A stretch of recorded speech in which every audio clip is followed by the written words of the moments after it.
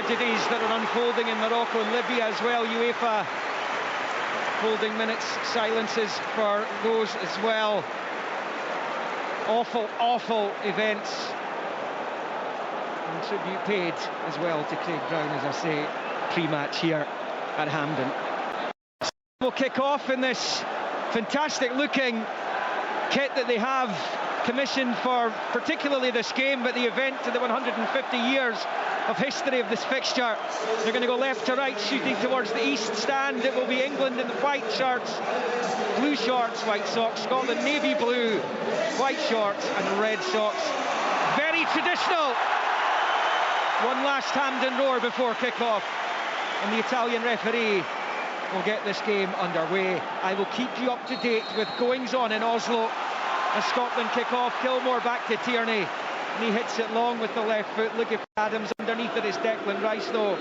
Little cushion header from Rashford as well, and it's back on the 18-yard line. And Marguerite, who is trying to build himself as one of the starters, regular starters for this England team, who are also unbeaten in their Euro 2024 qualifying group, Paul, but though they dropped a couple of points against Ukraine and Poland, as that's flipped up the line down on this near side by Trippier, and Calvin Phillips to Rashford, who flicks on to the halfway line when it's met by Hendry. Though back to Phillips, who's only had, I think, 6 minutes of action for Manchester City this season. To the right of the centre circle for Kyle Walker, and he rolls it back to Declan Rice. Arsenal's most expensive signing, over 100 million it was, as that slipped through towards Kane. Gunn comes out and smothers at the feet of the now Bayern Munich striker, England's record scorer, as we tick into the second minute. Angus Gunn there, of course, was part of the England set-up for a brief time, and he's made a fabulous start to his Scotland career, and he's got a first feel of the ball, though I think the flag actually went up in any case against Harry Kane. Yeah, I think he was just a little bit too quick off his mark there, although you've got to give credit to the Scotland back three as well, keeping the high line and, you know, allowing him to run in behind, and the knowledge that he would have been flagged offside if he was quick enough to get onto that ball. And Scotland have won their last 6 home matches in a row, conceding just 1 goal, scored by Ireland's John Egan almost a year ago. The last one 6 in a row at home between May 06 and October 07, a run which included the famous win over France here thanks to Gary Caldwell's goal. They haven't won 7 home games in a row since winning 12 in a row between 1874 and 1886, as England come down the right with Walker. Walker crosses, cut out by Robertson, and England have the first corner of the evening. But that particular statistic about home victories in succession just again underlines just how good a place Steve Clarke's team are in, Leanne. Yeah, it's frightening that that's a record that's lasted as long as it has, and it would be incredible if they could continue to grow and get that 7th one. Just a good bit of play there from England. I actually thought it was a bit risky the way they built up across the middle of the pitch, but they eventually get down that right hand side, and Andy Robertson forced to defend it for the corner. It'll be Newcastle's Trippier to take, out swinging right-footed corner from that northwest corner over on the far side. The referee's not happy with something in the middle. I think it's McGinn and Rashford who have got arms over each other. And Kieran Trippier will take this. Right-footed, angles it in towards the penalty spot. It's going to break Declan Rice's way. He's got time to take a touch. Lofts it towards the back post. Gunn comes and punches away. It's only half clear though. England will come again. Back to Phillips, who sweeps it back to the edge of the centre circle, and it's kept alive out to Declan Rice on this near side by Kyle Walker. Back into the centre circle for Phillips, and then Rice. Rashford's on the touchline on this near side. Bellingham ahead of him. Bellingham wearing the number 10. He's begun his Real Madrid career so well. Let's move to the right of the centre circle for Lewis Dunk, who earns just the 2nd cap tonight. Threaded ball towards Phil Foden, will again be comfortable enough for Angus Gunn. He comes out and slides onto it. 3.5 in, England with all the ball so far. It's a confident start though from Angus Gunn, isn't it? I mean, I thought he did really well with the cross thrown into the back post. He came out, he took control of it, got a real good fist on it. You know, and his movement off the line as well has been impressive. You know, just to take control of these 2 balls that's been played through. So he's been under a little bit of pressure, but handled it extremely well. Well down on this near side by Bellingham. It's a free kick to Scotland. It was actually a good play by Billy Gilmour. He got the nutmeg as well on Bellingham before he was obstructed and brought down. There's Kieran Tierney with a long ball with a left foot down the left-hand side for Robertson. It's headed away by Walker. Shea Adams trying to win it back off Phillips. Down goes Phillips and the free kick goes England's way, just beyond the midway point of their own half. Yeah, I don't think you can have too many complaints there. Just a couple of bites at Calvin Phillips. Shea Adams initially. I think Callum McGregor's in there as well. The referee gives him the benefit of the doubt. What a front four that is for England if you include Bellingham in there playing the number 10, wearing the number 10 with Rashford, Foden and Kane oozing with talent as Phillips rolls it back the way to Dunk, and now it's moved to Gay of Crystal Palace, now to Trippier on the near side, back to Gay and then to Rice. He goes back to his goalkeeper, who tonight is Arsenal's Aaron Ramsdale, in for Jordan Pickford, winning his 4th cap only. And he's on the ball inside his own box. You can see the shape, Liam, out of Scotland, just a bit more aggressive in the press, but they do need to be careful because England are a good side and they're good enough to play through it. But you can see McGinn and McTominay up there supporting Adams with the front three. The ball forward by Trippier down the left for Rashford. Rashford will take on Porteous, who makes the challenge, and it goes out off Porteous last for England's second corner. And what's been a bright start by Gareth Southgate's team. Well, controlled the game, haven't they, really? Scotland not really seeing too much of the ball. It's been cool, it's been calm, it's been, a slow build-up from England. And they've looked to get in behind Scotland. They haven't managed to do it yet, but they're willing in that final third to play the pass in behind. Corner then to be taken on this near side for England. Plenty of players round about the penalty spot. There is one in the 6-yard area as it's put in by Trippier and headed back out by Adams. Breaks back to Trippier on the near side. Rolls it back along the grass to Phillips. Angle ball with the right foot towards the back end of the box, where it's headed behind by Hickey. And the England pressure will continue with their 3rd corner in just over 6 minutes. Yeah, it's a couple of dangerous deliveries. Adams does really well with the first defensive header, but England are ringing the box really well. Scotland not quick enough to get out to it. Calvin Phillips looks to deliver to the back area, and Hickey, at this stage of the game, there's no point in taking chances when you don't know what's over your shoulder. Steve Clarke at the edge of his technical area, trying to make his way through the din of the Hampden crowd as the corner comes in. It's headed over wide actually by Dunk in the end, 6 yards out, and it's harmless enough, and it will be a goal kick to Scotland. It will stay nothing each, as it is in the early stages in Oslo between Norway and Georgia in qualifying Group A. Scotland, of course, top of that group. As England come forward again, Scotland can't get a feel of the ball whatsoever as Walker is challenged brilliantly by Tierney. Down goes Tierney. Will be a throw-in or a free kick. The Scotland supporters howling for a free kick as Tierney was upended. He's still lying on the deck. The referee coming over to see him. It's an England throw as far as I can tell. Yeah. It's Kyle Walker's challenge. I don't think it was a free kick. I think it was a really awkward attempt to play the ball out from Tierney. And I think he's twisted something, it looks like. There's maybe a wee bit of contact there. I think he's up, he's okay. Catches him with a knee, really, just at his lower back. Ever so slightly, but nothing in it. But Tierney does well, actually, because he gave the ball away initially, but he got himself back in goal side to deal with that. Okay, for England as it's moved back into their own half to Trippier on the near side. I should say Erling Haaland leading the line for Norway tonight. Kvaratskhelia in the Georgia team as well. Two of the biggest superstars in European football going head to head in Oslo. It was a draw between those two when they met in Batumi on match day 2, or match day 1 rather, as that was out of play for a throw-in to England deep inside their own half. Scotland finally able to relieve some of the pressure with only Angus Gunn in Scotland territory right now. 0-0. Just over 8 minutes played. Yeah, I'm sure Scotland would like to have seen far more of the ball, as we approach 8-10 minutes or so into this game. But at the same time, no harm done. But you can see the quality that the English side have. They're very comfortable on the ball. I don't know if we're playing a particularly high press, but we're getting up there, but we're not really putting, I don't think, the two centre-backs under any real pressure. They're being allowed to pass it quite, at will. And so far we really haven't taken part, have we? But it's still early, and I'm sure that the moments will come. Tierney out to Robertson on the left, infield to McGregor, and now with Billy Gilmour, who's been outstanding this season. for Brighton. He was outstanding against Cyprus on Friday night as McTominay picks it up and slips to the right of the centre circle for Porteous in the England half, out wide right for Hickey. Hickey goes back to Porteous, and his first international goal in that game in Larnaca last week. Comes back to Hendry in the centre circle to McGregor, out to Porteous, who flips it forward. It's going to be straight to Declan Rice, though. He gets there ahead of McTominay and fires it forward to Rashford, who's on the turn. Bellingham in support, does find Bellingham, who's brought to the ground by McGregor, and England will have a free kick about 6 yards inside the Scotland half, down below us in front of Steve Clarke.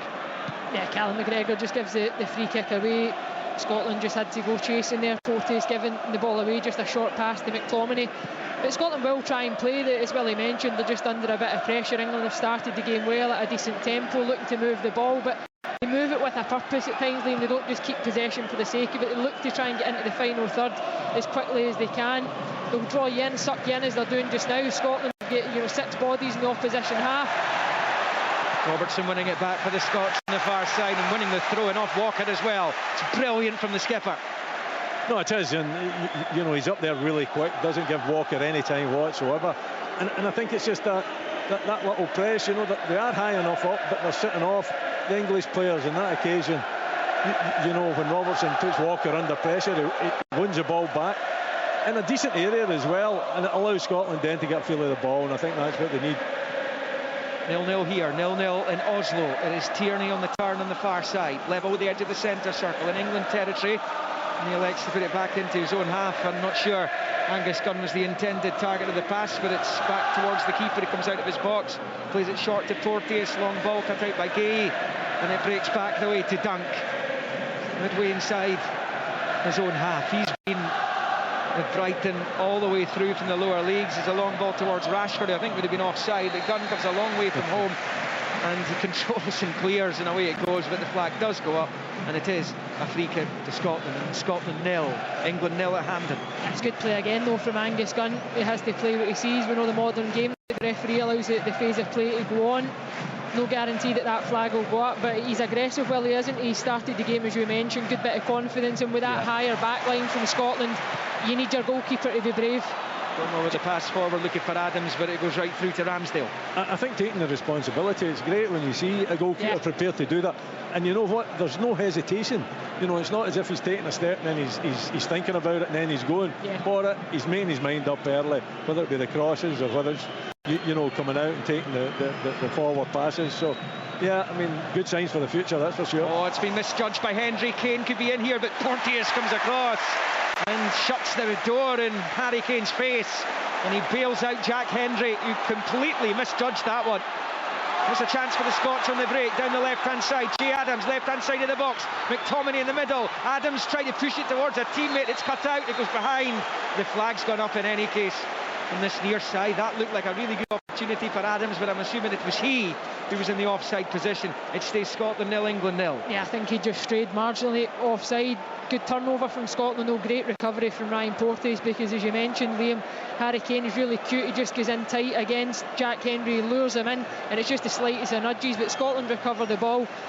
It's a good chance in the counter, and Scotland have got that pace, they've got that threat going forward as well, so they've got to have a belief that when they do regain possession, they can go and hurt England and get after them. England pick up with Kyle Walker wide on the right-hand side. Shifts it infield to Phillips.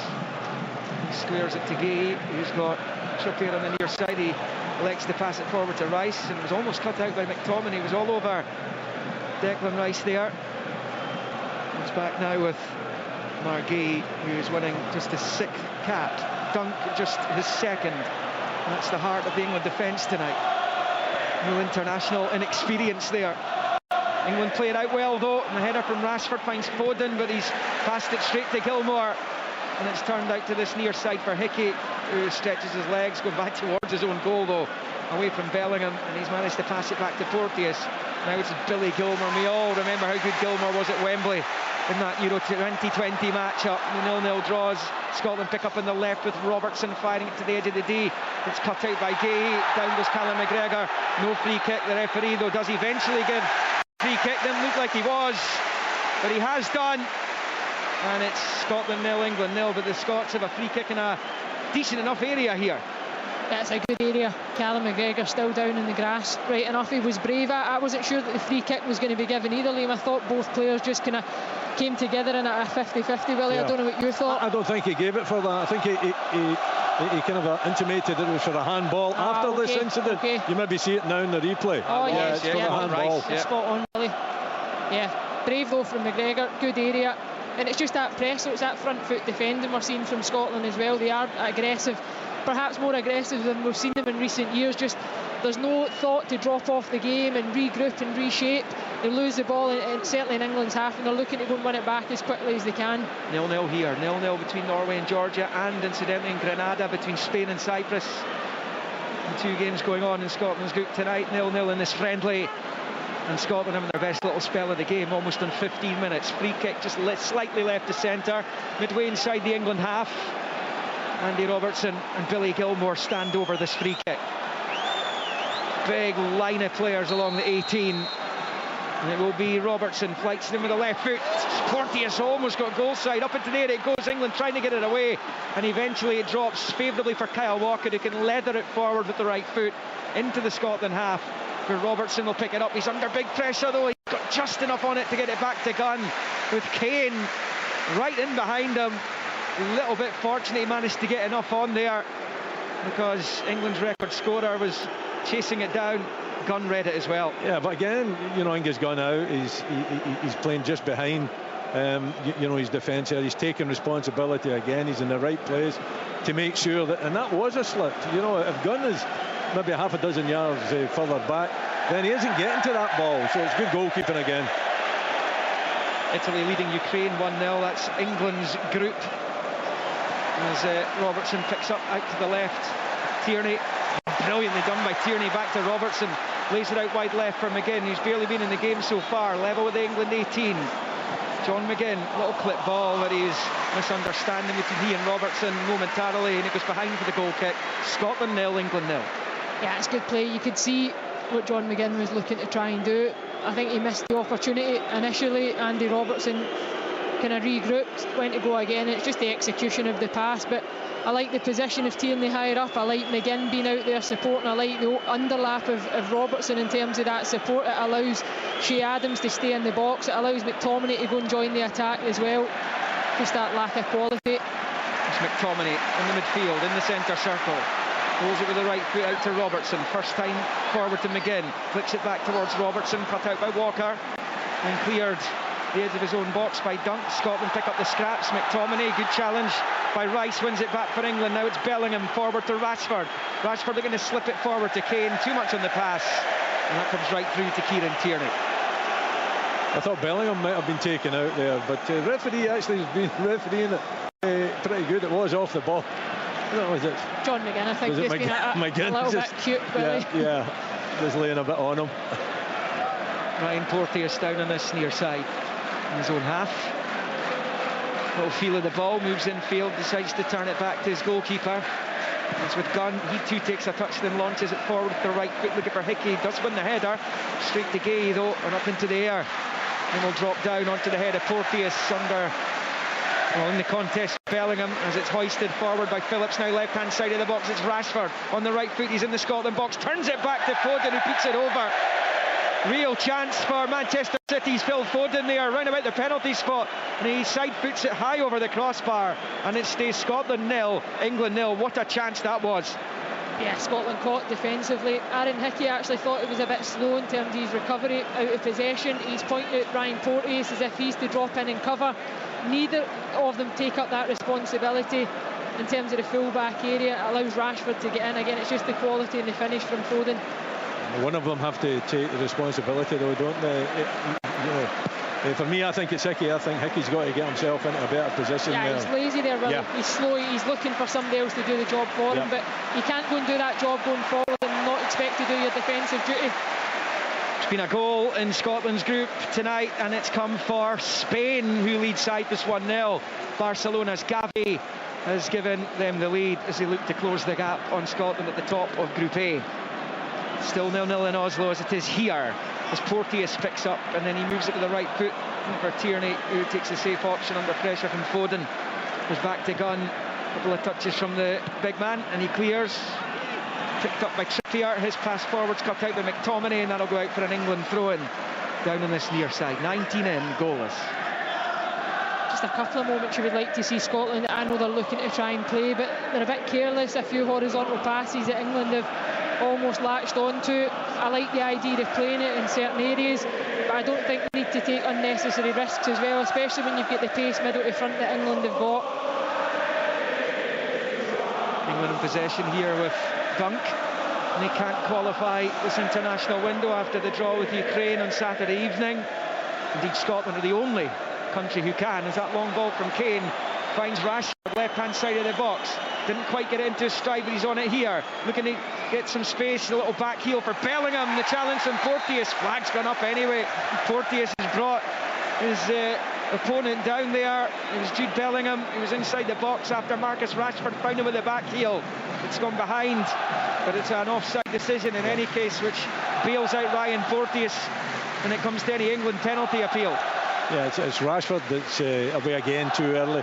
It looked as though he was offside, but you know, he is very quick down that left-hand side. But it's that same gap. You know, he's playing. He's not playing out wide. He's playing in, and you've got Porteous. You know, and you've got Hickey, and none of the two of them are picking him up. It's a penalty if it is a penalty if he's not offside, but he was offside.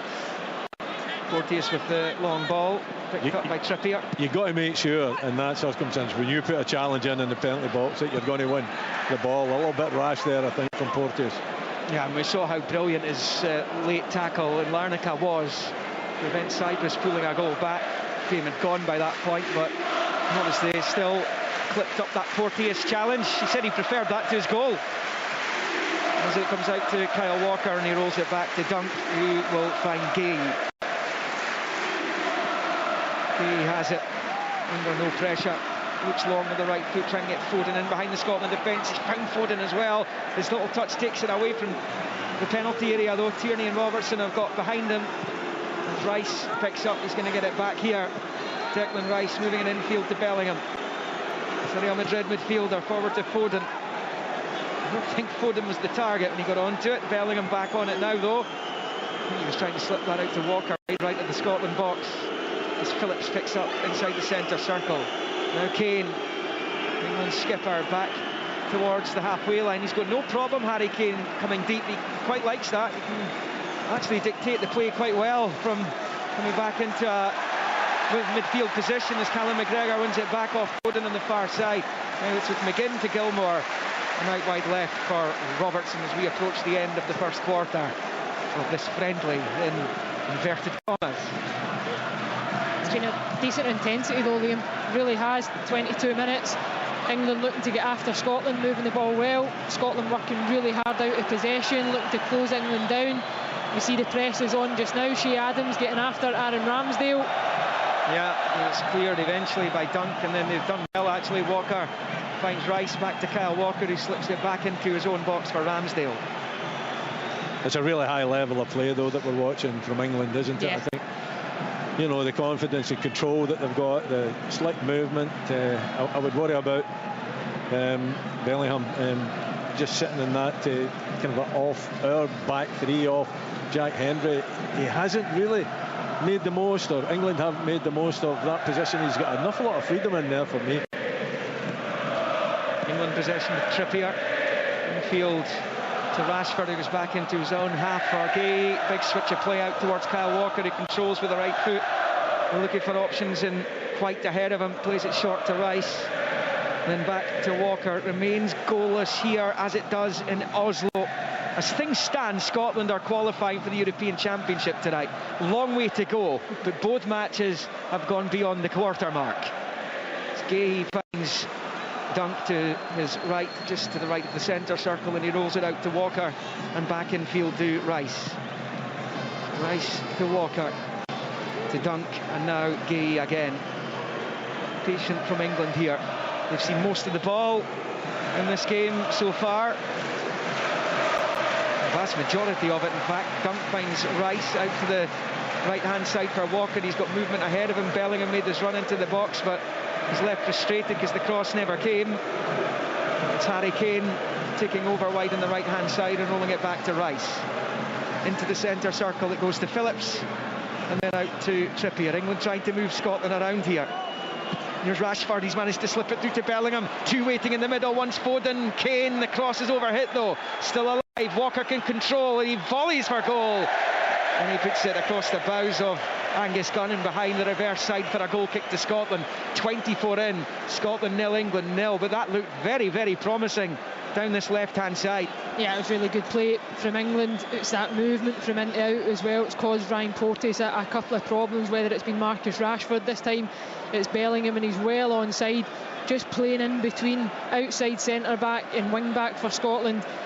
It's just that unmarked territory, but the quality, as Willie mentioned, that England have shown in possession is so good. Their ability to move it, and it's just the finest of margins. At times you feel like you're safe. Scotland have got good numbers behind the ball. England find a way. There's a chance in the counter for Scotland. McGinn rolling it out to the left-hand side. Robertson tried the early cross, cut out by Walker, and out for a Scotland throw about level with the edge of the D of the England box.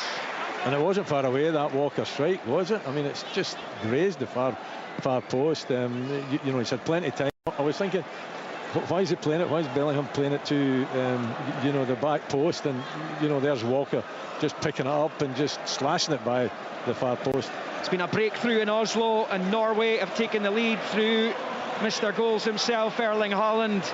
Norway 1, Georgia 0 in Oslo. And if there's a winner in that one, Scotland will have to wait for qualification. It will not happen tonight if there is a winner in that one, no matter who comes out with the 3 points. And it's Norway 1, Georgia 0. Goalless here at Hampden. 1-0 Spain against Cyprus and Grenada. Well, we haven't threatened so far tonight, have we? You know, I think obviously this is what Steve Clarke is looking for, how you can compete against, you know, the quality that England have. The good news is it's still 0-0. They've had and here's another one. Another long ball through, and it's going to come right through to Gunn. Bellingham giving chase, and Gunn gets rid of it. He certainly looks like a cool customer, Angus Gunn. Very confident, quite clearly, as Hickey is chopped to the ground by Bellingham on this near side. And that'll be a free kick to Scotland just before the midway point of their own half, wide on the right. 26.5 in here, 0-0. That's intelligent play from Aaron Hickey. Just gets back to play, draws a free kick.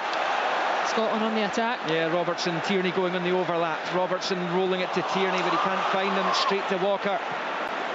It's not coming easy for the Scots so far as Phillips picks up now. It's Rashford to Bellingham, right of the centre circle, out wide right. It comes to Walker. Kane's made his run into the middle. Kane wants it. Walker plays it across, and Hendry cuts it out and puts it behind for the corner. Stays 0-0, but they're so incisive, this English side. That's magnificent. You don't see football like that too many occasions in Scotland. That was a fantastic play, right for the kind of their final third, right up until the cross comes in. And if Walker manages to find Kane, is that Bellingham that's just outside of the boot to Walker? If he just manages to pick out Kane, it's a goal. England corner, their fourth of the evening, and it comes towards the 6-yard line, headed away by Tierney. Only as far as Rice. Gets it under control eventually and turns it back to Trippier. Rolls it left to right of the circle. And then it's moved back by Walker to Trippier, the two fullbacks, and now with Declan Rice on the near side. And back it comes to Trippier again, midway inside his own half. Short ball to Dunk. And now it's back with Trippier. Nowadays at Newcastle, Kieran Trippier, that lengthy spell at Tottenham. He was at Atletico Madrid as well. Really fine career. He won the title in Spain. As Rice picks up side foot to the right of the centre circle for Foden. And out to Walker over on that far side. Back into the midfield, Foden to his own half. Dunk out wide right for Walker. Movement ahead of him. Instead he squares it to Phillips. Much needed minutes in the legs tonight is Calvin Phillips. He's a mainstay at Leeds United, and he performed brilliantly at the European Championship a couple of years ago. It's not a great clearance by Dunk, but it's off the Scotland player and out for a throw into England over on the far side. 0-0 here at Hampden. I suppose, Willie, it's when you look at this Scotland shape, which we know it really does work, and it has worked wonders for us. But England, the overload that they create centrally so much, Scotland actually end up with an extra body in the back line at times, when actually you need an extra body in the middle of the pitch to stop them from playing, because they're so good. And the fact that Kane drops in centrally, he causes so many problems himself. Now with Trippier for England on this near side, to Rice, back to Trippier on the touchline, into the left angle of the box for Gay, who switches it out to that right hand side for Walker. Knocking about with so much confidence, this England team, currently ranked 4th by FIFA, 2nd in Europe behind only France, and the last team to beat them at the quarter-final stage of last year's World Cup finals. Unbeaten since then. A very impressive win in Naples against Italy in their opening European Championship qualifier. Set the tone in that group. Still to play Italy, but could qualify next month. The Italians beating Ukraine right now. And more importantly for Scotland, Norway beating Georgia, Spain beating Cyprus. Dunk forward to Phillips. Scotland players all around them. Phillips back to Gay, fires it forward to Bellingham. Left of the centre circle, he's away from one, he's away from two. Gilmour fighting back. The free kick's actually going to go Scotland's way. It will be a Scotland free kick right of the centre circle inside their own half. We're bang on the half hour here in Glasgow, and it's 0-0. Yeah, I suppose you've got to pick your moment to go and press them. They're so comfortable and confident in the ball. Their passing accuracy is right at the very high level as well. And you know, it's a case of trying to lure them into a tight situation and then getting bodies round them. And Scotland did on that occasion, win the ball back, and importantly keeping the ball. It's Callum McGregor from McGinn. Sweeps to the left for Robertson. Tierney's away on the rampage again to his left. Robertson decides to check his run, rolls it back infield to McGregor instead. Tierney wanted it, he's going to get it now. From McGregor, Tierney crosses in to the back end of the box, so there was nobody in navy blue, and there was a load of them at the near post area inside the 6-yard box. He couldn't find any of them. Overhits the cross, and out it goes for an England throw in level with their 18 on this main stand side. 31 in, 0-0. Yeah, Tierney just looks to get a lot of pace in whipping the ball, but he overcooks it. A little bit frustrated. I think he wanted the ball just a little bit earlier. Robertson didn't give him it, whether he's just taking his eye off the ball or not. It was a good opportunity for Scotland, some decent numbers and bodies inside the box. Bellingham holding off Tierney and rolling it to Walker, who's across the halfway line. Rashford trying to stay onside ahead of him. Rolls it to Foden, right hand side of the box. Kane and Rashford are in the middle. Foden slips it to the edge of the D for Bellingham, looking for space to knock it through towards Rashford. He does well. Puts it to Walker, takes a touch, and in it goes! England goal! Phil Foden got the final touch. 6 yards out. He's managed to divert it on target past Angus Gunn, and England take the lead at Hampden. Scotland 0, England 1 on 32 just about. Yeah, it's tight. I actually just wondered if Marcus Rashford had strayed offside a little bit early, but it just shows you can have as many numbers in and around the box. If you don't affect the ball, if you don't stop England from passing it, moving it, they're so intricate, so skillful in the way they play. Numbers forward, Willie. Yeah, I don't think it's offside. It's Foden that gets. I think Rashford runs into an offside position.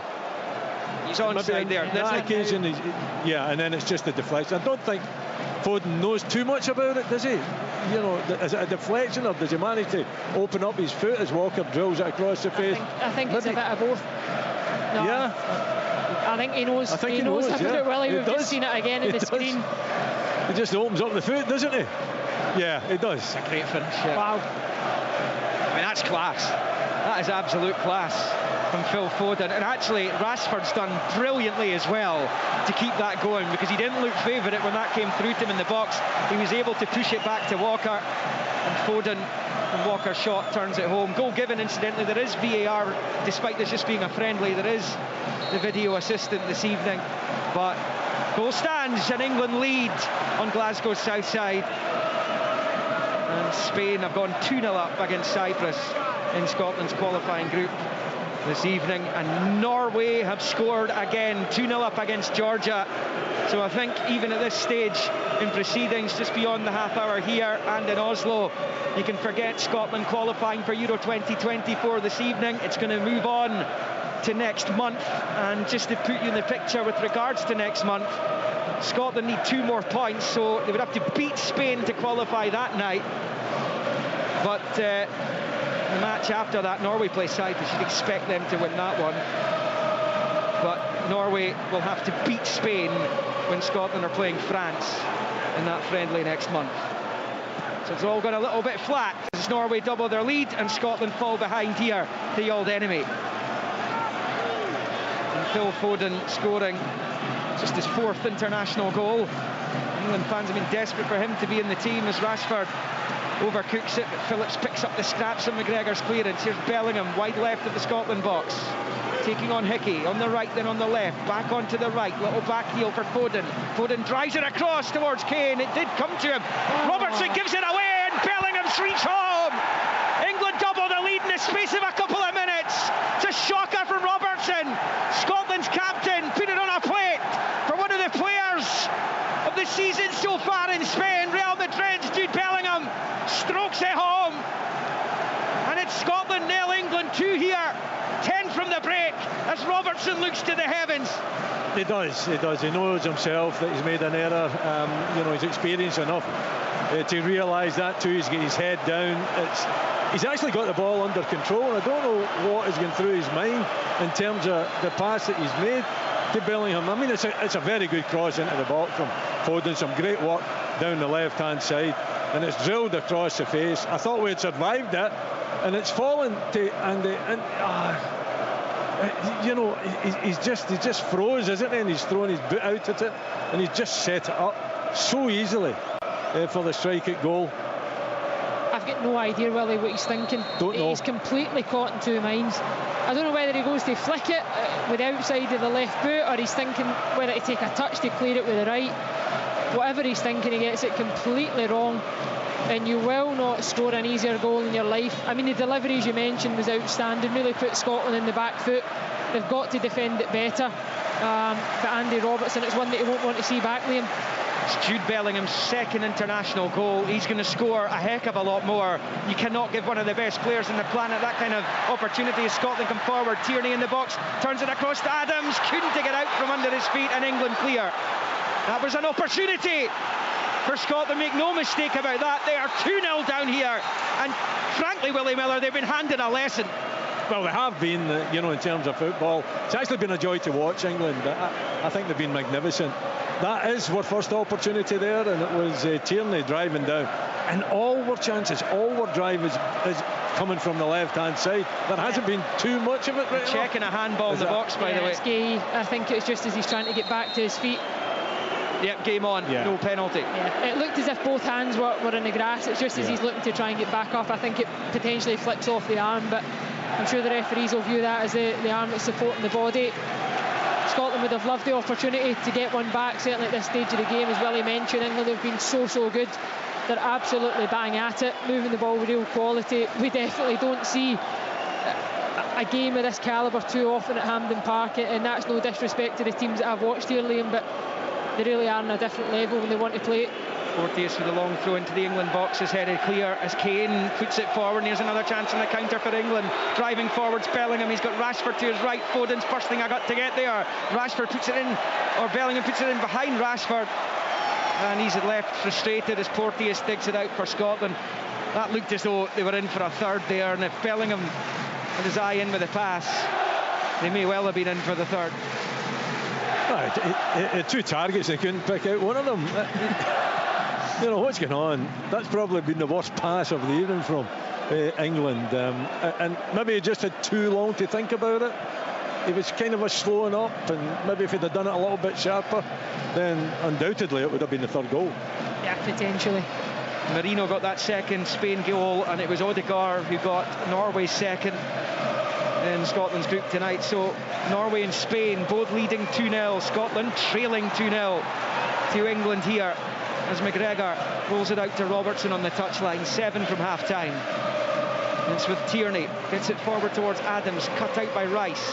McGregor's cushion header towards the edge of the box, and for McGinn, bounces back into the midfield, and the loose ball's picked up by Scotland. It's Tierney out to Robertson, slips it square to McGregor, who finds Gilmore, and now it's McGregor. None of these brilliant midfielders Scotland have been able to get into the game, as Tierney picks up on the left from Robertson, hits the byline, left foot cross comes in, Adams misjudges his jump, And it comes back through to Aaron Ramsdale, who will hold on, the England keeper, and it will stay Scotland 0, England 2. It's turned into a bit of a damp squib.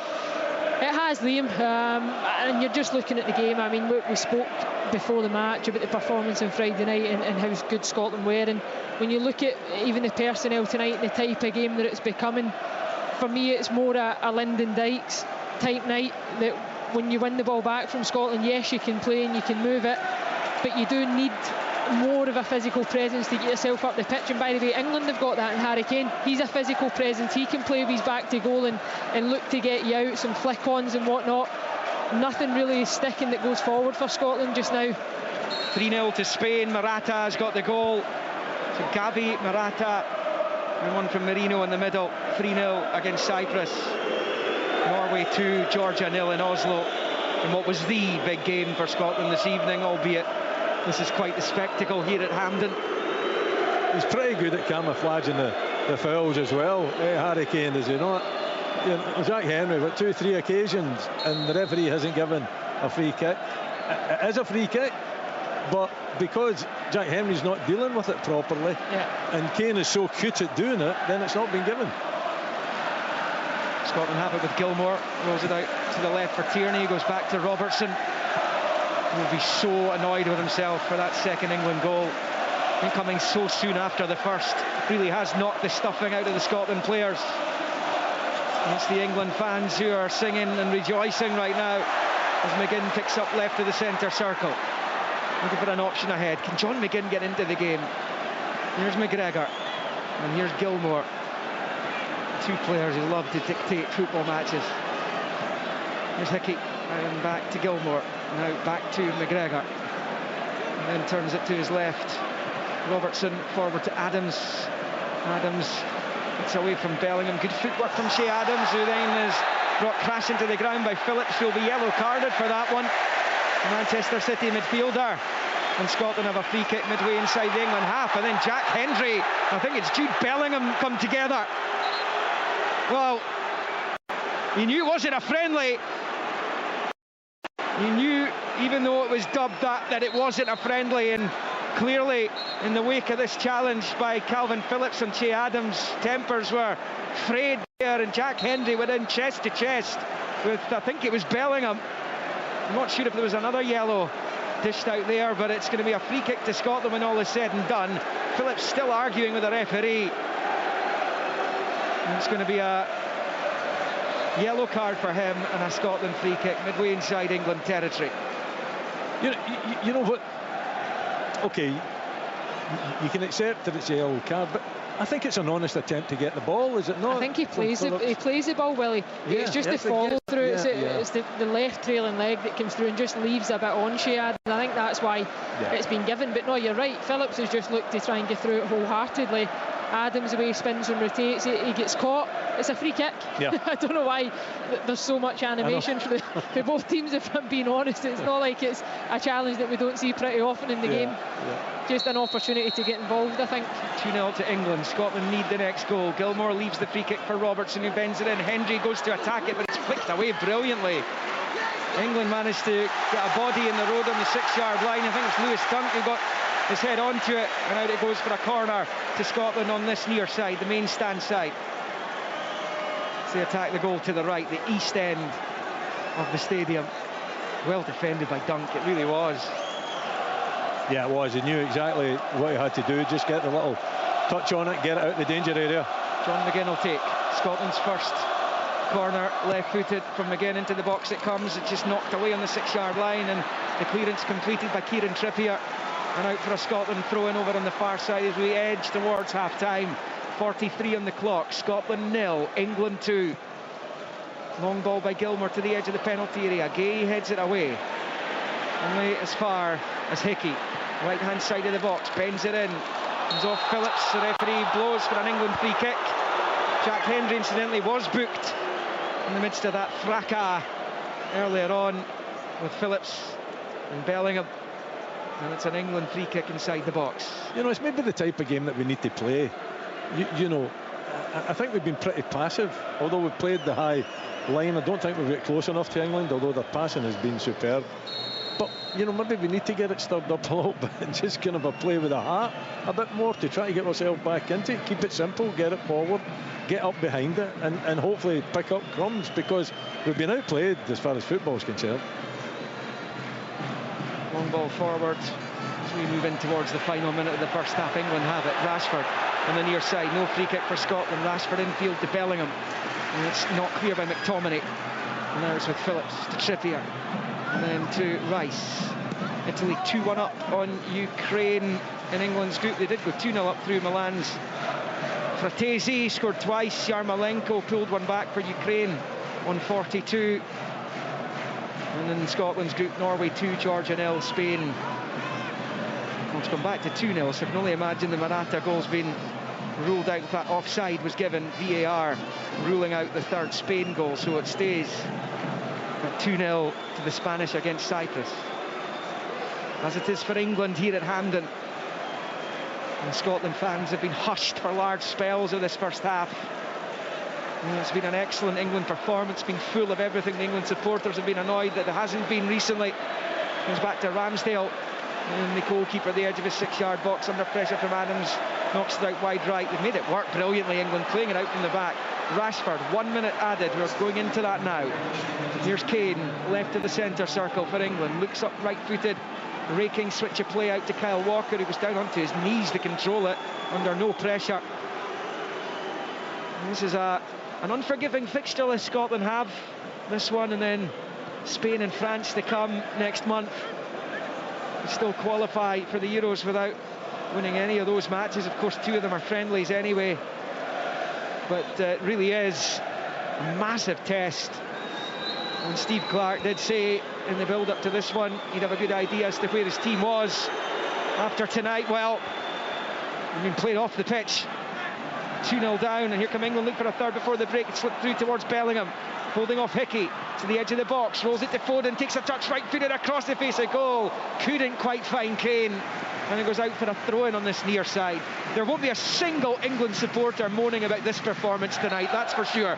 They've been bang up for it, and as the half-time whistle goes here in Glasgow, it is England who have a 2-0 lead against Scotland, who've been second best all over the pitch tonight. It's been a classy performance by Gareth Southgate's team. 6 changes he made from their draw against Ukraine in Wrocław on Saturday evening, and they've looked every way European Championship and World Cup title challengers tonight, zipping the ball about. Jude Bellingham, who's been magnificent for Real Madrid in the infancy of his career at the Bernabeu, has been at the heart of just about everything they've done this evening.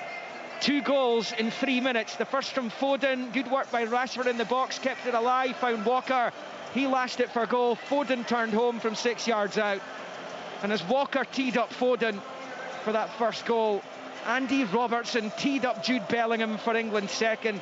A horrific mistake by the normally reliable Robertson as he put it on a plate for Bellingham. One of the best players in world football right now. You cannot give presence like that to players like that, and it's cost Scotland big time. And England had other opportunities as well which they didn't take, so perhaps they'll feel this should be further ahead. Half-time at Hampden Park, with the dreams of qualifying for the Euros tonight all but extinguished as well, given the goings-on in Oslo. It is Scotland 0, England 2. Scotland versus England. This is Sports Sound from BBC Radio Scotland. This is Sports Sound. Shock revelation to win the league, Rangers. That's not what you said to me off air. That's not what you said to me off early. He's just slaughtered them.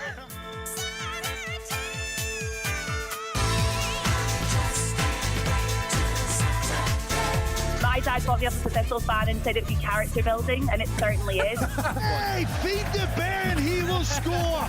Well, no, thanks, Kenny. It hasn't been the best week, to be honest with you. Topped up with listening to Stephen Thompson for 90 minutes was pretty tough going, but you know, I actually got worse than the hairdryer. Is that like what happened? I get silence. That's how bad that was. Jack, you've had a few Love Islands, have you not? Some of them on the mainland as well. Meanwhile, back in the football, it's brilliant entertainment. It certainly was a great win. I'm not sure what game Trick was watching right enough. The United dominated the game from start to finish.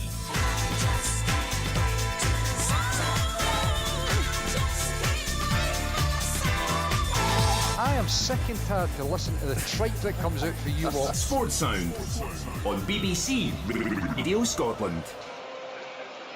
This is Sports Sound on BBC Radio Scotland with me, Richard Gordon, live from Hampden Park, the National Stadium, where Scotland are being given a lesson by our neighbours from south of the border. England 2-0 up, completely and utterly in control of this match. And as Liam has been keeping you up to date in the qualifying campaign, Norway 2, Georgia 0. It looks very much as if Scotland are going to have to wait to have qualification for Euro 2024 confirmed.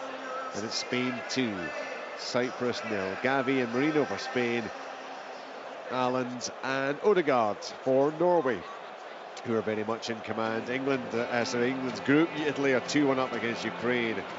And the Romania-Kosovo game has been, well, certainly postponed or suspended in the meantime. I think it was about 18 minutes in. There were political banners being unfurled within the stadium, which led to crowd trouble. So now having a bit of a major issue trying to get that game restarted. Anyway, Scotland, no shots on goal, certainly no real trouble for the England defence so far. Craig Levein, they have absolutely cruised this, England, haven't they? They certainly have, Richard. I mean, it has been a lesson. You were right with that. I mean, Scotland just haven't been in it at all. The two players that we spoke about before the game, about McTominay and McGinn, have hardly touched the ball. So that's a worry for us. Adams has touched the ball maybe 3 or 4 times. Half of those he's given the ball away. So we haven't had anything to shout about in the England defensive area. Nothing at all. We're playing quite a dangerous game with a very high line against no pressure on the ball and top-class strikers. Top-class strikers. I mean, that front three are incredible, aren't they? You know, and I was watching Kane. He's playing in between centre backs, right? And so he's occupying 2 players. And he keeps popping in between them. Instead of talking to each other, so you just go with them and pick them up and I'll cover the space. He's playing in between and he's causing them all sorts of ball. The other thing he's doing is when the ball's played up, either Henry or Porteous, he just leans into them and they're not smart enough or wise enough to deal with it. I mean, he's a strong guy, but the ball comes up and instead of being able to, you know, if somebody gets it and then does the same thing 4 or 5 times in a row, you have to try and find a solution. You know, and maybe even you come round in front of him and try and win the ball there. But, I mean, he's toying with the back line. You realise, and Bellingham, wow, what a player. Yeah, I've got to say, a few things struck me from some of the England players. It's always interesting when you see these guys in the flesh rather than seeing them in the I always remember that game, the 2-2 draw 6 years ago, seeing Kane, and I was infuriated by the diving that he did. He did it constantly. Doesn't do that anymore. There's none of that. No. But what he does do, he's matured as a player. He's got more clever, and I mean, he's just about taking the Scotland back 5 on his own at times. Yeah, that's right. I mean, he has been brilliant, really has. I mean, a lot of the time you don't even need to touch the ball to affect the game, and that's, you know, he's tying people up, and it's causing all sorts of problems for Scotland.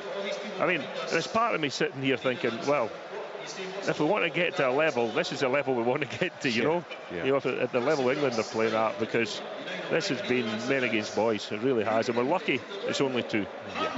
Bellingham, there's a bit of a nasty side to him as well. There's been a few, and you notice, Craig, a few times off the ball, he's kind of given it out to a couple of the Scotland players.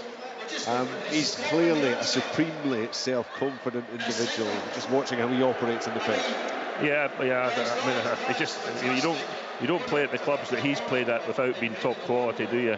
And I mean, I watched the goal. I thought Foden was lucky at first when the ball got flashed across the face of the goal for the first goal. But I mean, he's actually, I mean, the ball was only maybe 10 yards away. It's absolutely levered at him, and he's managed to adjust his feet to redirect the ball into the net. It's incredible. It really is. Yeah, it was incredible. I think everyone just assumed that the ball had, because it was almost looked as if he'd fallen over it as it just struck him. And we're in the net, but you're right. He has adjusted. He's shown incredible awareness and ability to be able to do that. Bellingham, of course, with a second.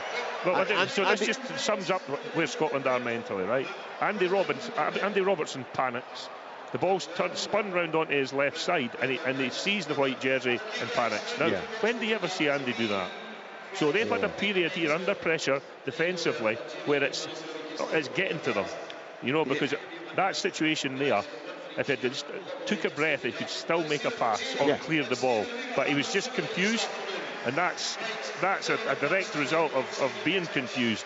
That he's just panicked at the last second. He wasn't having a great night before then, was he? He'd given the ball away on a number of occasions. Yeah, he made bad choices. You could level that at most of the sure. Of the team, I just wondered if what happened to him was perhaps as a result of how he'd been playing and the confidence level had dropped. Well, I think the fact that the pressure they've been under, and the pressure doesn't just come from the opposition putting you under pressure. It comes from you giving the ball away or making a poor choice. And that puts you into a deeper situation that you can't really think clearly, and that's happening quite regularly, or did happen quite regularly in that first half. We just didn't make the right choices. I think by about 20 minutes in, Craig, I realised that I was going to revert to my earlier stance of not caring about this game. I think that was the right one. It could be. I mean, it could get very messy actually if England continue to play at this level. Yeah, there are times really when you come up against teams that basically are better than you, and England look better than us at this minute in time. Now we're on a journey of sorts, you know, and this it will be quite chasing in. I hope we don't get, you know, a 4 or a 5 or something like that, and maybe we can nick a goal and still manage to take something away from this game. Well, I was actually thinking back to it, so it would have been the centenary of the Scottish FA. Willie might remember this. In 1972, it was February, in fact, I think it was Valentine's Day in February 72. I remember this mainly because I was at Tartowie Outdoor Residential School with a grammar, and listening to this on my wee white transistor radio as Scotland got absolutely destroyed. It was a horrible frozen pitch. I think the players, some of them were wearing like trainers rather than football boots, and England scudded Scotland by 5 goals to 0. Well, you're nodding away. Bobby Clark was in goal that night, Yeah, Bobby was in goal that night. It was a decent Scotland team as well, but the pitch was horrendous. The pitch was just, it shouldn't have been played actually, Richard. It was only played because of the occasion, wasn't it? The occasion, and we had to play it. But yeah, I mean, you know, tonight has been wonderful. See if you enjoy watching a good football team. You've been entertained royally tonight, because that is as high a level as I've seen for a number of years. The way England have played, the way they've moved it about, the confidence they've got, the understanding they have, the threat that they've had. It is 2-0. If it had been 4 or 5, I don't think we could have complained. But it's just a joy to watch, right from the back, everything, right from the goalkeeper, right up to Harry Kane. And I laugh at Harry Kane, and he just stumbles into centre half. Poor Jack Henry, does he not understand that he has to actually stay away from him, not get too close? 4 or 5 occasions he's used that old trick to get away, and the referee's blind to it. The referee does not understand what he's doing. I know what he's doing. I just wish Jack Henry would kind of take it on board. He's been brilliant, but all over they've been brilliant. I just have enjoyed watching football at that level. I haven't seen it for, well, certainly at Hampden, I haven't seen that quality for a lot of years. And I think even although everybody in the stadium will be disappointed with the scoreline, surely they'll be enjoying the football that's on offer tonight. Well, if you and I are enjoying it, Richard's reaction for the listeners, Richard Gordon just grunted basically and shook his head. I'll be honest. I'm not sure. I don't know if we're all enjoying it. I am enjoying I am enjoying the football. The kind of look at my face was more about, I'm not sure that the 50-odd thousand Scotland fans inside this, how many of them will be going, yeah, well, he's right. I'm loving watching Scotland get. I think there'll be a lot listening and watching that will agree with me wholeheartedly, Richard. Yeah, they won't be as offended tonight because of the type of game that it is and the form that Scotland have shown. And I would agree with everything that the guys have said in terms of the performance. But there's also a bit of me that, and I was saying that to Willie as we came out of the first half there, I don't mind the fact that Scotland have went at it with the approach that they have, because it's a game that they have to test themselves. They need to go and open up a bit more than they normally would. They need to go and chase things in certain areas that they 9 times out of 10 against a level of opposition like this Scotland wouldn't do. But if you're going to qualify for the Euros and you're going to get drawn against big teams, you won't get many opportunities between now and then to really go and test yourself. So there's that halfway house where you go and have a bite tonight and you get taught a lesson or two, and for 45 minutes that's exactly what England have done. They don't always turn it on like this, hence the frustration of England's support at times, hence the draw on Saturday evening against Ukraine. Personnel changes, but I think the team that Gareth Southgate has put out tonight, Richard, middle to front, the way they move the ball is on a completely different level, and the age that they've got within that team as well, and the experience, they're only going to get better. I mean, we're mentioning Jude Bellingham, 20 years old. I'm saying to Willie, he reminds me of a young Zidane, because he's so elegant, he's so strong, he's so powerful, he moves, he's decision making, he brings other players into the game, he's so intelligent the way that he moves and vacates areas to allow others to come into. And you saw that with the second goal, he toys with the opponent, he twists, he turns, and he just waits, and it's just a back heel to Foden, who the quality and the delivery is what ties both Kieran Tierney and Andy Robertson in knots, and they're unable to go and deal with it and clear their lines. Outstanding. Well, Gareth Southgate may be feeling a little bit sorry for Scotland, maybe wants to give us a chance, because he's putting Harry Maguire on the sea for the second half. He's down there warming up. Right, he's watched Harry Maguire mark his own teammate the other night and thought, listen, Scotland are needing a wee bit of that. We'll see if they can get one back and make it interesting. Yeah, I mean, I listen to some of the English commentators, listen to the radio and the podcast, and I keep hearing how Harry Maguire has never let England down. Well, let's be honest, on the evidence of the first 45 minutes, he's not about to face the most demanding half of his international career, Harry Maguire, is he? No, and I mean, what does Steve do then, Willie? Right, so it makes some changes at this minute in time. Well, it depends what he's wanting to get out of the game. I think if he wants to try and turn it, listen, you can stick with the same formation. You could go to a back four. Would you not be better giving Dykes? Would it be better giving Dykes some game time? Yeah, but also get more in the midfield. You know, maybe go. I mean, what happens if you do go to a 4-3-3? How do they react to it? You might be able to tie their full-backs down a little bit. You might have more in the midfield to get a grip of the midfield. If you put Dykes up, there would certainly be an outlet. Yeah. You know, you've got 3 central defenders against Harry Kane, and the other 3 forwards that they've got are just moving in between the spaces. I don't know what he's going to do. You would hope that he would do something to try and turn it around. He might just stick with it and hope that, you know, that they can perform better with the same shape. Well, maybe that wee skirmish just before half-time, where there's a little bit of pushing and stuff. Maybe there's something in there to be used at half-time about being more physical. Try to make it more of a physical game, more of a quick game, rather than allowing England just to stroll through it the way they did in the first half. Well, it'll certainly be nice to see Scotland being a bit more competitive. No changes for Scotland. It is Maguire for Gahey for England. Live second half commentary with Liam McLeod. Yeah, same. Scotland 11 by the looks of things will be starting the second half. Has finished the first. So Angus Gunn in goal, Porteous, Hendry, Tierney, Hickey and Robertson wide, Gilmer, McGregor, McTominay and McGinn and Adams. England with that one change, Gay off, on comes Harry Maguire.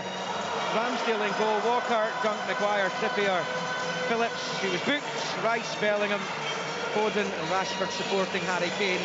And the second half is underway. England kicking off with the white jerseys left to right, shooting towards the east end of the stadium. Scotland towards Mount Florida as it bobbles down towards the corner flag. It bounces off it and behind for a Scotland goal kick as England try and attack in the opening seconds of the game. And it's going to be Angus Gunn for Scotland in possession here. 2-0 to England then. Scotland looking for a way back into this. It's going to be easier said than done. England putting in that superb performance in the opening 45 is a real lesson for these Scotland players, as Hickey's tripped by Trippier over there, and that will be a Scotland free kick just beyond the midway point. of their own half. How do you come back into a game like this when you've been so well beaten and you're 2 goals behind, Leanne? Well, it'll be interesting. To see if there's a different approach in the second half, perhaps a more subdued approach from Scotland, and look to try and play more of a counter-attacking style with more players underneath the ball. But as I said there at half-time, I can understand why Scotland have taken the approach, and I think they need to be brave. And it is an opportunity in this second half that when you're chasing that goal, you can go and throw bodies forward. You know, what's the worst that happens? You lose this game. You know, of course we don't want a heavy defeat. Good players on the bench as well that you can freshen things up. I would expect around the 60-minute mark there'll be changes, Liam. Tierney forward to McGinn, holds off Phillips. McGregor with a heavy touch though. That allows Calvin Phillips to pick it up, and he had an opportunity to slip it through to Bellingham. He's still unchallenged, and eventually it comes towards him. But Porteous is there to mop up and play it back to his goalkeeper. How long did Jude Bellingham have in that kind of space? And all it needed was a ball popped through to him, perfect weight, and he's in. Yeah, it's that space again, you know, in between defenders. It's there to be exploited. You know, you've got to take some responsibility and pick up. I mean, they've got the 4 attackers basically, haven't they? But they're really difficult to pin down. And what position are they playing? I mean, even Harry Kane's going away into midfield, so it's not as if you can be friendly with any one of them, because their movement is just so hard to pin down that you can't get close to them. And if you leave the gaps, they're intelligent enough to exploit it. Ramsdale, the England goalkeeper, in for Jordan Pickford tonight amongst the subs. Long ball forward, that's Tierney's header, which is cut out by Phillips, and then Bellingham back to Phillips, and then out to Walker on this near side. Walker pressing it forward to his clubmate Foden. Now it's with Phillips, another of the Man City players. As Bellingham goes back to Dunk, and it's picked up by Maguire. Rolls it to the left-hand side for Trippier. Forward to Bellingham. Bellingham then to Rashford, who goes down. Scotland win the ball back legally though, and it's McTominay winning it off his clubmate. Short ball back to Gilmour under pressure from Kane. Forward to McTominay, back to Gilmour. He was back into his own half for Hendry. He moves it out to Tierney on this near side. Tierney's side football with the left, forward to McGinn. McGinn steps in field.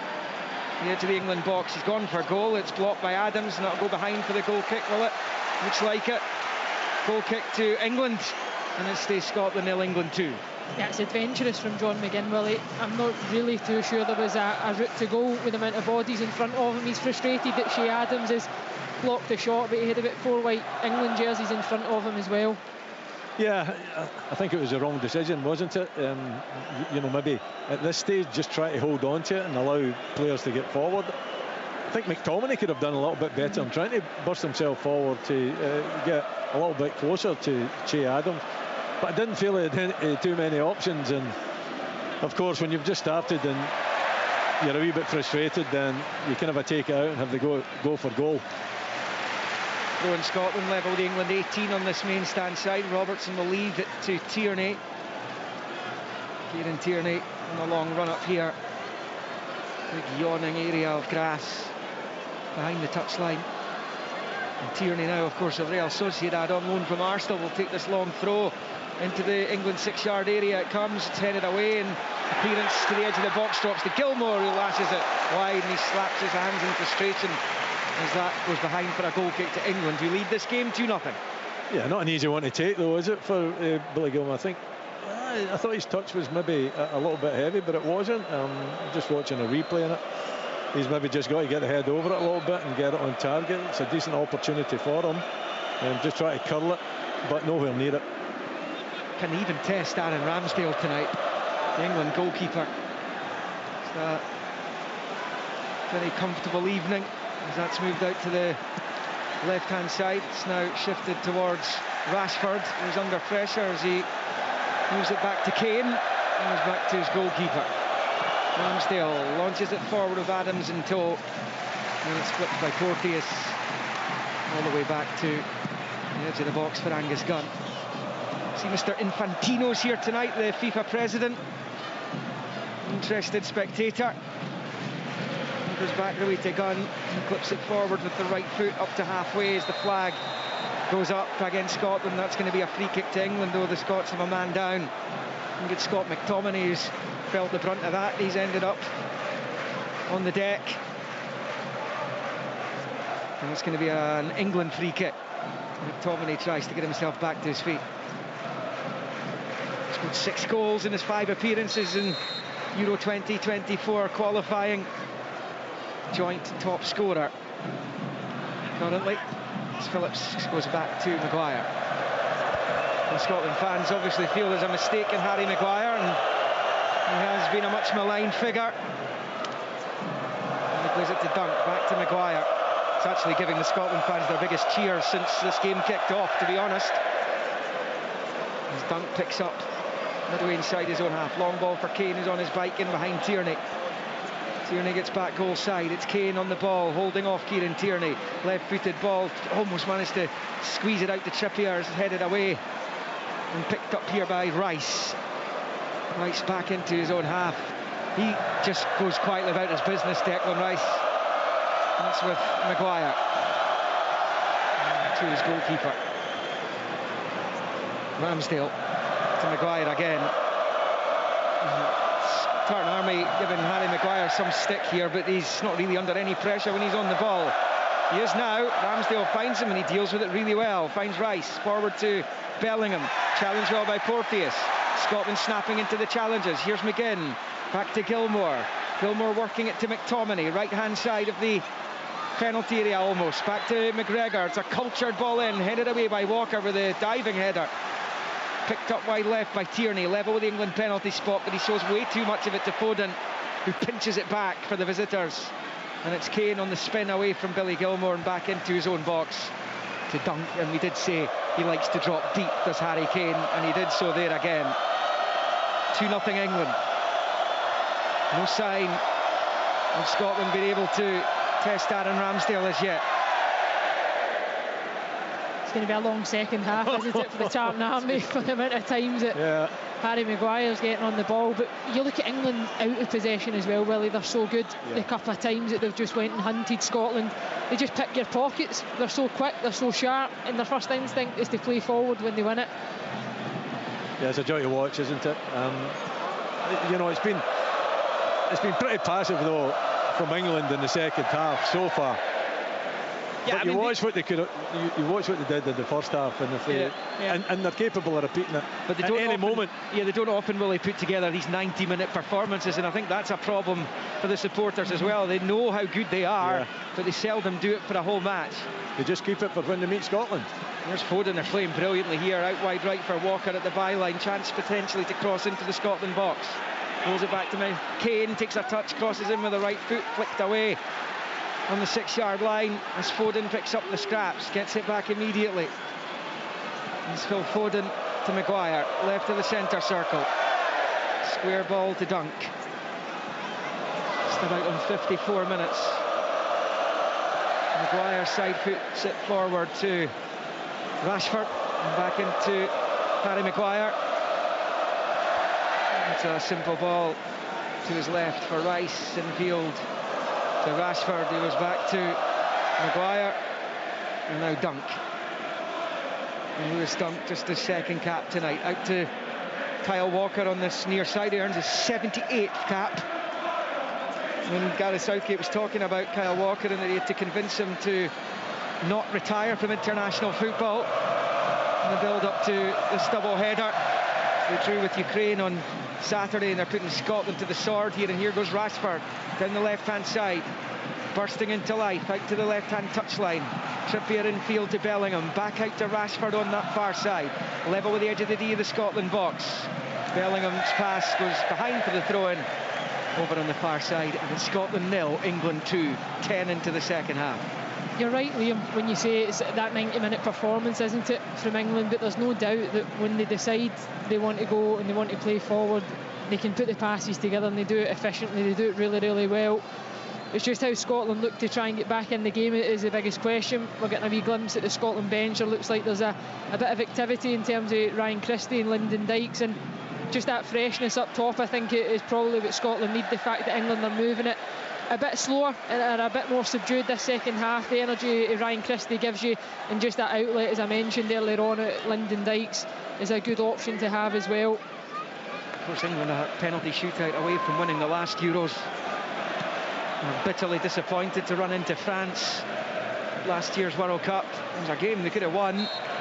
As Gilmore trips Phillips to the deck, England have a free kick, and as Leanne was saying, Dykes and Christie are going to be on for Scotland shortly. Yeah, I think the hope is that, you know, England look as though they've just taken the foot off it a little bit. You know, quite happy just to keep the ball and let the clock run down. Obviously, you know, when they get the opportunity, if Scotland give them the opportunity, they'll go and try to, you know, break them down. And that's got to be offside, surely. But as we know, the flag won't go up. No, not yet. Here's Bellingham, left-hand side of the Scotland box. Looking for space to cross. Foden and Kane waiting in the middle. He plays it back to Rashford. First time low ball out to Trippier on the left-hand side. Back to Rashford. Back to Trippier. Trippier forward down the line for Rashford. Is it nicked off him eventually, and out for a throw, and it goes. And England have a throw-in level with the Scotland 18 over on that far side. See Chris Woods down there, former England goalkeeper, of course. Scotland keeper coach Steve Clarke, as they prepare to make the subs. It was out for a Scotland throw eventually over on that far side. 2-0 to England, and it's Scotland throwing, which Porteous is over on the far side, and Stevie Clarke will hope these changes have the desired effect and impact. Yeah, I do think England have came off it a bit. You know, it's not the same free-flowing performance that we watched in the first half. So, you know, that gives you hope, that gives you maybe an opportunity. The changes are certainly positive changes, that's for sure. We'll just have to wait and see who comes off. But I think that, you know, if they maybe make it a little bit longer, if they've got that target man, it'll just, sorry, I just laugh when Harry Kane barges into a centre-back for the 6th or 7th time in the game and the referee gives nothing. Anyway, you just hope that Scotland can turn it around. I think the changes might help. I think a combination of maybe England taking the foot off it and Scotland making the positive changes might just turn it a little bit for them. I seem to remember a certain Mr. McCoist winning a penalty off you in a League Cup final, doing exactly that, Willie Miller. Right here in this very stadium, as England come down the left-hand side. Level the edge of the Scotland 18 again. Rashford to Bellingham, back towards Rashford. Good slight challenge, Hickey. McGregor to Gilmore, and now McTominay is under pressure. And Trippier, he goes down. Referee doesn't see it as a foul. McGregor leaves it. Here's Kane at the edge of the Scotland box. Harry Kane, right-hand side of the area, goes for a little dink. Did it come off the defender? No, it's a goal kick. Kane's claiming corner. Arms outstretched, looking at the Italian assistant over on this near side. It looked as though it took a nick initially. I think when you see the replay, it quite clearly did, off Kieran Tierney, I think. Yeah, no doubt about it, 100%. It's come off the left knee of Kieran Tierney, and it's a good block as well. Harry Kane just looking to try and be cute and reverse it across the opposite side of Angus Dunn's goal. I mean, that's a corner all day long. How the referee and his assistant haven't spotted it. But even I noticed it. But anyway, Scotland aren't complaining. Che Adams off, replaced by Ryan Christie. And at least that was the... Yeah, it's going to be Gilmore replaced by Dykes, albeit Christie will obviously be closer to the midfield as Dykes replaces Gilmore. He's not been able to control things like he's been doing for his club and indeed his country recently. Such a young talent, Billy Gilmore. And I don't know if you managed to see the highlights of young Ben Doak's performance against the Spanish under-21 side for Scotland last night. And any footage you've seen of him playing for Liverpool in pre-season, that is one to be excited about. He's only 17. He looks incredible. Yeah, he looks outstanding, Liam. I've not seen those highlights, but I've certainly followed his career and his move to Liverpool. A couple of occasions in press conferences, Jurgen Klopp's been asked about him as well. I know he's exciting people down at Liverpool, and he's one that, no doubt, if he breaks into the Liverpool side and consistent performances, there's no doubt we'll see him in the Scotland first team, because if he's producing at that level, he's ready for the national team, no doubt. Yeah, well, look when Bellingham came into the England team. It's a very different kind of player, but my goodness, what a talent he looks. Ben Doak, keep an eye out for him. He's different as well. He's different to what we've got, Liam. Just that attacking threat, the pace that he's got in the wide area, really direct. So Stevie Clarke making those changes. Ryan Christie on for his 41st cap. Lyndon Dykes for his 32nd. Dykes' next goal, incidentally, for Scotland will take him into double figures. He's on the ball here. Rolls it out to this near side for Christie. Good feet by the Bournemouth man. He's started the Premier League season down south really well. Bournemouth, he's been a regular starter. and plays it short to McGregor. And back left of the centre circle for Hendry, shifts it to the right of it for Porteous. Still 2-0 to Norway, incidentally, against Georgia. That game had to finish a draw for Scotland to qualify tonight, as Hickey's pass is overhit and it comes right through to Ramsdale after a really good build-up play by Scotland for once tonight. And Ryan Christie at the heart of it did really well, and he was hoping for a better pass back into his feet inside the England box.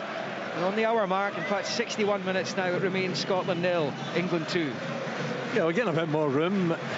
You know, I think when England sit off you the way that they're sitting off you, then it does give you a bit more time on the ball to string some passes together. And you would hope to see that in the second half. You know, the fear is that England could just up their game again. They haven't really had that same intent, I don't feel, in the second half. It's almost a case of you feel as though they feel that the game is done, and that they're taking it down to walking pace, basically. So that might give us an opportunity or two. Let's hope so. Look, while it might stick in the craw of the Scotland supporters, they're up against the fourth best team in the world right now, and only Argentina, France and Brazil are ranked above them as things stand.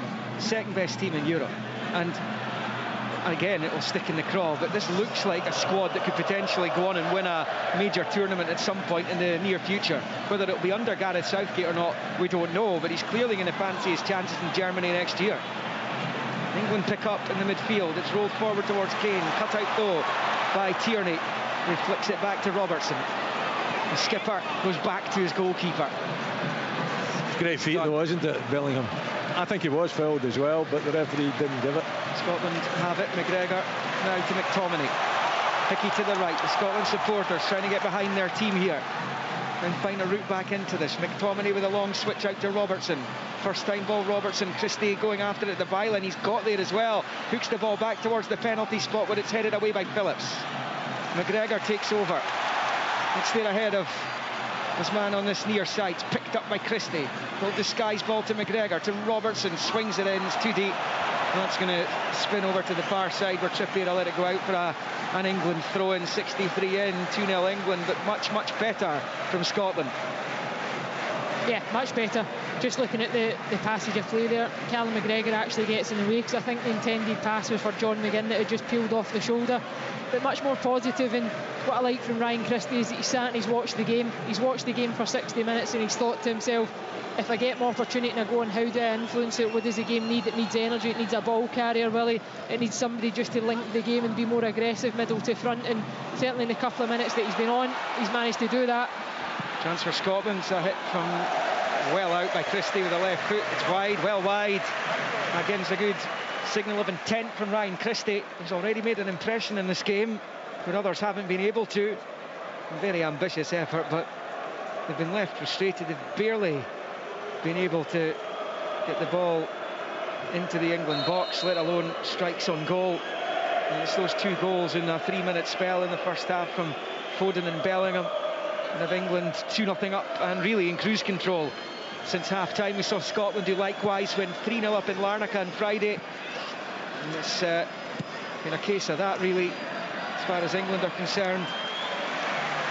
Here's the chance for McTominay though in the midfield. Rolls it out wide right for Hickey. Hickey forward to McGinn. Back to Hickey. Hickey driving the edge of the area. His efforts blocked brilliantly by Dunk. Magnificent block.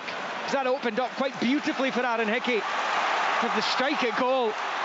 He's left frustrated. McGinn with the cross into the box, and Dunk again coolly chests it back to his goalkeeper. England 2-0 up.